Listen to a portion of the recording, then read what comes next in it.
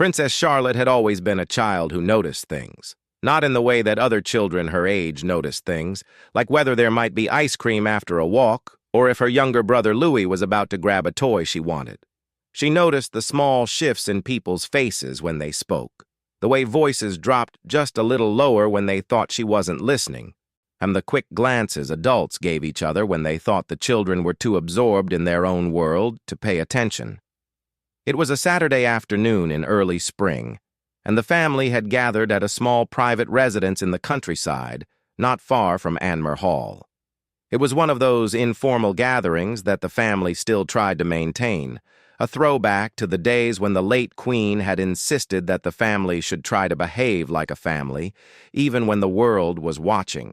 But there were perhaps 20 people present, a mix of distant relatives, long-standing family friends, and a few members of the household staff who had been with the family for decades. Charlotte, who had just turned 8, was sitting on the staircase. It was her favorite spot when the adults were talking. From there, she could see into the drawing room through the gap in the banisters, but more importantly, the adults often forgot she was there. She had learned that if she sat very still and didn't make a sound, they would talk about things they would never mention if they knew she was listening. It wasn't that she was trying to spy.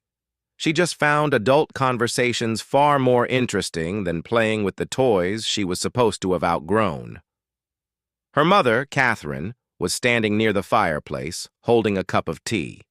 She was wearing a simple cream sweater and no jewelry except her wedding ring. And Charlotte thought her mother looked tired. There were shadows under her eyes that Charlotte had started noticing more and more over the past few months. She had heard her father mention something to his private secretary about Catherine's schedule being unsustainable, but she didn't know what that word meant. She made a mental note to ask her tutor on Monday. 2 women had moved closer to the doorway of the drawing room. Charlotte recognized them as the wives of distant cousins, women who were always at family events but who never seemed to speak directly to her mother. They spoke to her mother politely, of course, with the right smiles and the right curtsies, but Charlotte had noticed that they never stayed long in her mother's company. They always found a reason to move away, to speak to someone else, to busy themselves with something on the other side of the room. Charlotte couldn't hear them at first. Their voices were too low, meant only for each other. But then one of them laughed, a sharp, brittle sound that cut through the murmur of the room, and her voice rose just enough for Charlotte to catch the words. "She's very good at it. I'll give her that," the woman said. "All those years of training, and you'd almost believe she was born to it." Almost. The other woman nodded, her expression one of smug satisfaction. "The question is, how long can she keep it up? She's not one of them, is she? She's one of us, a commoner. And sooner or later," and the mask slips. You see it in the little things, the way she holds herself when she thinks no one is looking, the way she hesitates just a fraction of a second before she speaks. She's learned the moves, but she doesn't feel them. Not like they do. Charlotte felt her stomach clench. She didn't understand all the words, but she understood the tone. It was the same tone the girls at school used when they talked about someone they didn't like, someone they thought didn't belong. She looked at her mother, standing by the fireplace, completely unaware of the conversation happening just a few feet away. Her mother was smiling at something an elderly relative was saying, her head tilted at that graceful angle that Charlotte had seen her practice in the mirror when she thought no one was watching. But now, hearing those words, that tilt of the head looked different. It looked like something she had learned, not something she was. The first woman spoke again. The late Queen was always worried about it, you know. Not that she ever said anything publicly, of course. But privately, among those who mattered, she had her concerns. She used to say that marrying for love was all well and good, but that love didn't teach you how to be royal. Love didn't prepare you for the weight of it all. And she worried that when the time came, when William was king and Catherine was queen, the pressure would be too much, and that the girl would crack. Charlotte felt a hot prickle behind her eyes. She didn't want to cry. She never cried in front of people. but the words were like tiny darts, each one finding a soft place to land. They were talking about her grandmother. They were talking about her mother. They were talking about things that happened before she was born, things she couldn't possibly understand, and yet she understood enough. She understood that these women didn't think her mother was good enough, and they didn't think she belonged. The second woman sighed. Well, we're seeing it now, aren't we? All those health problems, all that time out of the public eye. Some of us wondered if it was more than just illness. Some of us wondered if it was the weight finally becoming too heavy to bear. She needed a way out, a graceful exit, and what better way than a hospital stay? No one can question that. No one can say she wasn't brave. But we know, don't we? We know what's really going on. Charlotte couldn't sit still any longer. She stood up abruptly, her foot catching on the edge of the stair and making a soft scraping sound. Both women looked up, their faces frozen in mid-sentence. For a moment, no one moved. Charlotte stared at them, and they stared back. She didn't say anything. She didn't know what to say. But she let them see her face. She let them see that she had heard. Then she turned and ran up the stairs, taking them two at a time, not stopping until she reached her room. She closed the door behind her and stood with her back against it, breathing hard. She didn't cry. She was too angry to cry. She thought about going to find her father, telling him what she had heard. But something stopped her. She needed to think about it first. She needed to understand it better. And there was only one person she could ask. That evening after dinner, Charlotte found her way to her father's study. It was a small room at the end of the hallway, lined with books and filled with the comfortable smell of old paper and leather. Her father was sitting at his desk, reading through a stack of papers, his reading glasses perched on his nose. He looked up when she came in, and his face softened into a smile. "Charlotte," he said, setting down his pen, "shouldn't you be in bed?" She didn't answer his question. Instead, she walked to the chair across from his desk and climbed into it, pulling her knees up to her chest. She sat that way for a long moment, just looking at him. He waited. He had learned over the years that Charlotte would speak when she was ready, and not a moment before. "Papa," she finally said, "can I ask you something?" "Of course, love. You can ask me anything." She looked down at her hands, picking at a loose thread on her sleeve. "Is Mummy going to be okay?" The question hung in the air between them. William's expression didn't change, but something shifted behind his eyes. He removed his glasses and set them carefully on the desk. "What do you mean, Charlotte?" She shrugged, a small, tight movement. "I don't know, just... Okay. Is she going to be okay?" William stood up from his desk and walked around to sit in the chair next to her. He reached out and took her hand, the same way he had done when she was tiny and scared of the dark. "Your mother," he said slowly, "is the strongest person I know. She's been through things that would break most people, and she's still standing, she's still smiling, she's still here every single day, making sure that you, George, and Louis have the best possible lives. So yes, Charlotte, your mother is going to be okay. She's going to be more than okay." Charlotte nodded, but she didn't look convinced. She was quiet for another long moment, and then she spoke again, her voice so soft he almost didn't hear her. "I heard something today, something I wasn't supposed to hear."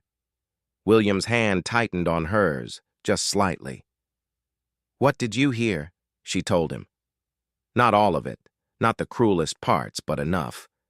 She told him about the women talking about her mother, about the things they said, about the way they laughed. She told him about the mention of the late Queen, of her great-grandmother, and the concerns she had supposedly expressed. She told him about the suggestion that her mother's illness was something else, and something less real, something manufactured to escape the pressure. By the time she finished, William's face was pale, but his voice when he spoke was steady. "Charlotte, look at me." She raised her eyes to his. "Those women were wrong. They were wrong about your mother, and they were wrong about what they said. Your great-grandmother, my grandmother, loved your mother. She loved her not despite the fact that she wasn't born into this family, but because of it. Because your mother brought something new to this family, something fresh and real and good. She brought the outside world in. She reminded us that there's more to life than duty and protocol and all the things that can make this life feel like a cage." He paused, choosing his next words carefully. "And your mother's illness was real. It was very real. She fought through something that was terrifying and painful, and she did it with grace and courage. And anyone who suggests otherwise is not someone whose opinion matters. Do you understand me?" Charlotte nodded. But there was still a question in her eyes, a question she hadn't yet asked. "Papa? Did great-grandmama really say those things? Did she really worry about Mummy?" William sighed. It was a long, slow exhale, the kind of breath that carries the weight of years. "Your great-grandmother was a remarkable woman," he said, "but she was also a product of her time. She grew up in a world that was very different from the one we live in now. In her world, royalty married royalty. It was just the way things were done. So when your mother came along, when I fell in love with someone who wasn't from that world, it took some getting used to. For all of us." He squeezed her hand. "Did she worry?" "Yes. She worried because she loved this family, and she wanted it to survive. She worried because she didn't know your mother yet. She didn't know how strong she was, how loyal, how dedicated. But over time, she came to see what I saw. She came to love your mother, not as a princess, but as a person. And by the end of her life, she had no doubts, none at all." Charlotte was quiet for a long time, processing this. Then she asked the question that had been burning in her mind all evening. "Papa, am I like Mummy, or am I like you?" William smiled, a real smile this time, warm and full of love. "You, my darling, are like both of us. And that's what makes you so special. You have your mother's heart, her kindness, her way of seeing people. And you have you have my stubbornness, I suppose. My determination, my belief that we can make this family better, stronger, more connected to the people we serve." He reached out and tucked a strand of hair behind her ear. "Those women today, they were afraid. They were afraid of people like your mother, people who don't fit their narrow idea of what a royal should be. They're afraid of change. They're afraid of losing their place in a world that's moving on without them. But your mother, she's not afraid. She walks into every room knowing exactly who she is. And that terrifies them." Charlotte leaned against him, and he put his arm around her. "What do we do, Papa?" "About what I heard." "We do nothing," he said. "We do nothing, because doing something would give them power. It would tell them that they matter, that their words can hurt us, and they can't. They can't hurt us, Charlotte, because we have each other. We have your mother. We have George and Louis. We have the truth of who we are and what we mean to each other. That's stronger than anything anyone can say." Charlotte nodded against his chest. She was tired now, the adrenaline of the afternoon fading into exhaustion. "Papa?" "Yes, love?" "I love Mummy. I love her so much." "I know you do. So do I, more than anything in the world."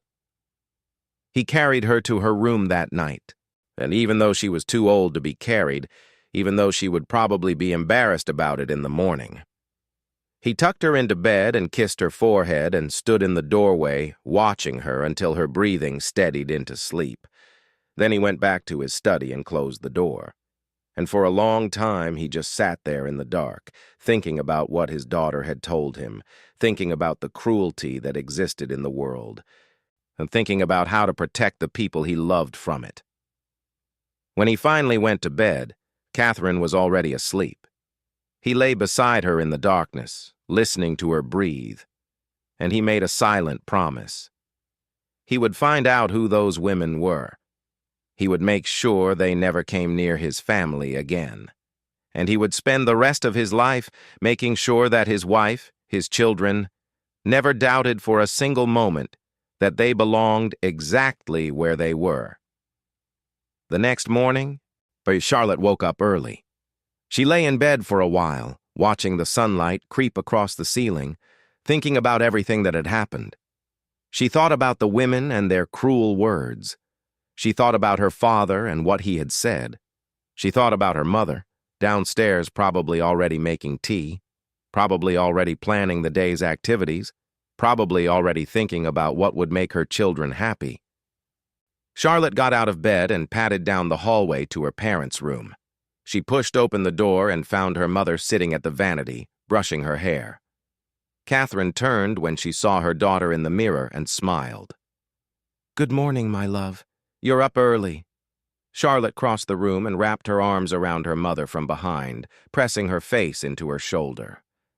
"I love you, Mummy," she said. "I love you so much." Catherine's hands stilled on the brush. And in all the years of being a mother, of navigating tantrums and triumphs, and all the small moments in between, she had learned to read her children. And she knew in that instant that something had happened. Something had shifted in her daughter's world. But she also knew that Charlotte would tell her when she was ready. So she simply reached up and covered her daughter's hands with her own.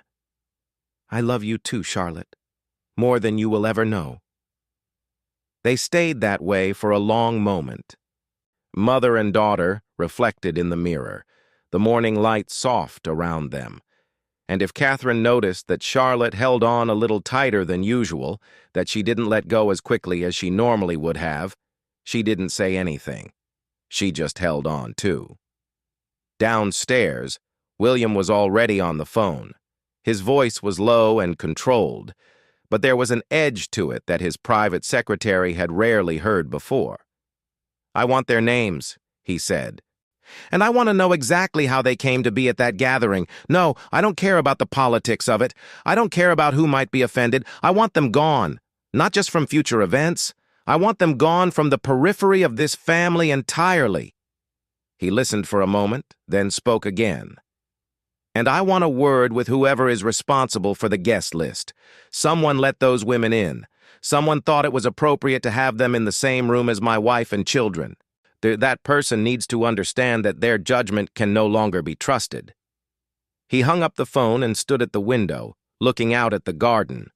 Charlotte and Catherine had come outside, and he could see them walking together along the path, Charlotte's hand in her mother's, their heads bent close together in conversation.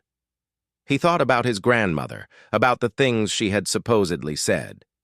He didn't know if the women's account was accurate. He didn't know if his grandmother had ever expressed those concerns in those words to those people. But he knew his grandmother. He knew that she had been capable of saying things in private that she would never say in public, testing ideas, voicing fears, working through the complexities of a life lived entirely in the public eye. And he knew that by the end, she had loved Catherine, truly and deeply, not as a princess, but as a granddaughter, not as an asset to the crown, but as the woman who made her grandson happy. That was what mattered. That was the truth he would hold on to, and that was the truth he would teach his children. Charlotte looked up from the garden and saw him at the window. She raised her hand in a small wave. He raised his in return. And in that moment, standing there with the morning sun on his face and his family before him, he felt something he hadn't felt in a long time. He felt peace. That evening, after the children were in bed, and William and Catherine sat together in the drawing room, the fire had burned down to embers, and the room was filled with a soft, warm glow. Catherine was curled up on the sofa, her head on William's shoulder, his arm around her. "She told me," Catherine said quietly. "Charlotte. She told me what she heard." William nodded. He had suspected as much, had seen the way Charlotte had clung to her mother that morning. "I'm sorry," he said. "I'm sorry she had to hear that. I'm sorry any of this touched her." Catherine was quiet for a moment. Then she spoke, her voice thoughtful. "She's stronger than we give her credit for. She's stronger than I was at her age. When I was 8, if I had heard someone say those things about my mother, I would have been devastated. I would have internalized it. I would have let it shape me." "And Charlotte?" Catherine smiled, a small, proud smile. "Charlotte got angry. She came to you. She processed it. She asked questions. And then she came to me this morning and told me she loved me. Not because she needed reassurance, but because she wanted me to know. She wanted me to feel loved." William pressed a kiss to the top of her head. "She gets that from you," he said. "That emotional intelligence, that ability to sit with difficult feelings and come out the other side. That's all you." Catherine laughed softly. "Or maybe she gets it from both of us. Maybe she's the best of us. Oh, combined." They sat in comfortable silence for a while, watching the fire die down. "There's something I need to tell you," William said eventually, "about what Charlotte heard, about what those women said regarding my grandmother." Catherine tensed slightly but didn't pull away. "You don't have to." "I want to. I need to." He took a breath. "I don't know if my grandmother ever said those exact words. I don't know if she had those concerns in the way those women described, but I know that she had doubts in the beginning. I know that she worried about the pressure you would face, about whether you were prepared for it. She told me once, shortly after we got engaged, that she hoped I knew what I was doing, that marrying for love was a risk, but that it was the only kind of marriage worth having." Catherine didn't speak, but he felt her hand tighten on his. "And I also know that by the end, she had no doubts. None. She saw you with the children, as she saw you with the public. She saw the way you handled yourself in every situation, with grace and dignity and genuine warmth. And she told me more than once that you were the best thing that had ever happened to this family, that you had brought us into the modern world, that you had shown us how to be human and royal at the same time." Catherine was crying now, silent tears tracking down her cheeks. She didn't make a sound, but William felt the wetness against his shirt. I wish she had told me that," Catherine whispered. "I wish I had heard it from her." "She would have," William said. "In time. She was getting there. She was learning to express those things. But she came from a generation that didn't do that kept everything inside, that believed that showing emotion was a sign of weakness. It wasn't that she didn't feel it. It was that she didn't know how to say it." Catherine nodded, wiping her eyes with the back of her hand. What do we do about Charlotte?" she asked. "About what she heard? About the fact that she's now aware, at 8 years old, that there are people in this world who say cruel things about her mother?" William considered the question carefully. "We tell her the truth," he said. "Not all of it, not the ugly details, but the truth. That there will always be people who say unkind things. That those people are usually unhappy themselves. That what matters is not what others say, but what we know to be true about ourselves and about each other. And we show her every day through how we live and how we love that she is safe, that she is loved, that she belongs." Catherine turned to look at him, her eyes red-rimmed but clear. "When did you get so wise?" He smiled, that familiar crooked smile that she had fallen in love with all those years ago at St. Andrews. "I had a good teacher. Several of them, actually. My mother, my grandmother, and you." She leaned up and kissed him, soft and sweet.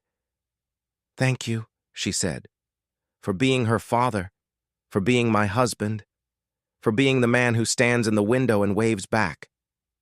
He held her close, the fire now just a whisper of warmth in the grate. Always, he said. Always. The next morning, Charlotte found a small note on her pillow, written in her mother's elegant handwriting. My darling Charlotte, I heard what happened yesterday. I heard what you did, how you listened, how you asked questions, how you protected yourself and our family by coming to Papa. I want you to know that I am so proud of you. Not because you were perfect, not because you did everything right, but because you were brave. Bravery isn't about not being afraid. It's about being afraid and doing the right thing anyway. There will always be people who say unkind things. There will always be people who don't understand us, who don't see us, who judge us without knowing us. But you and we know who we are. We know what we mean to each other. And that is enough. That is always enough. I love you more than all the stars in the sky. Mummy Charlotte read the note 3 times, then folded it carefully and tucked it into the pocket of her dressing gown. She would keep it forever, she decided. She would keep it in the special box where she kept her most precious things, alongside the dried flower from her great-grandmother's funeral and the photograph of her and Louis on his first day of school. Downstairs, she could hear the sounds of the family waking up. Louis's high-pitched chatter, George's deeper voice answering, the clatter of plates and the smell of toast. Normal sounds, family sounds. She went to the window and looked out at the garden, at the same spot where she had stood with her mother yesterday, at the same window where her father had waved. The sun was shining again, bright and clear, promising a beautiful day. She thought about the women and their cruel words. She thought about what her father had said, about them being afraid, and she realized, with a clarity that surprised her, that she wasn't afraid of them. She wasn't afraid of their words or their judgments or their narrow, small-minded view of the world. She was Charlotte. She was the daughter of Catherine and William. She was the granddaughter of the late Queen. She was the sister of George and Louis. She was part of something bigger than those women could ever understand. And she was exactly where she belonged. She turned from the window and ran downstairs, her feet pounding on the stairs, her heart light. Louis was waiting for her in the kitchen, already covered in jam, already grinning his gap-toothed grin. George was trying to look serious and grown up, but he couldn't quite hide his smile. And her mother was there, standing at the stove, or turning to greet her with that familiar, loving look. "Good morning, my love," Catherine said. "Ready for the day?" Charlotte crossed the room and hugged her mother, quick and fierce. "Ready," she said. "Let's go." And they did.